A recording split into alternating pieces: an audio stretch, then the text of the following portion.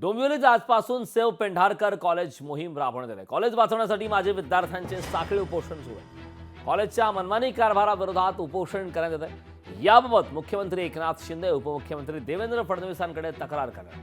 कॉलेजवर प्रशासक नेमण्याची मागणी देखील केली जाणार आहे। या कॉलेजमध्ये जवळजवळ 18 ते 20 वर्ष मी सर्व्हिस केलेली आहे आणि माझं 2017ला अचानक दृष्टी गेलेली।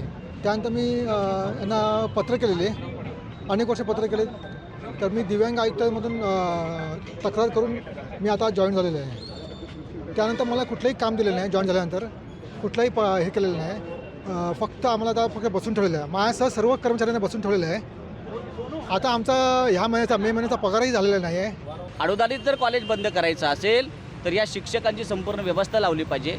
या ठिकाणी येणारा जो गोरगरीब विद्यार्थी आहे, जो मोठ्या प्रमाणामध्ये फी देऊ शकत नाही, त्या मुलांना जे मोफत शिक्षण मिळतंय त्यांच्यावर हा अन्याय होणार आहे। म्हणून अशाच कोणत्याही प्रकारची तरतूद शासनाकडनं अनुदानित कॉलेज बंद करून विना अनुदानित करण्याचं नाही। तुम्हाला विना अनुदानित अतिरिक्त तुकड्या मिळतील, पण अनुदानित कॉलेज तुम्ही बंद करू शकत नाही, अशी शासनाची तरतूद आहे आणि ते आम्ही होऊ देणार नाही।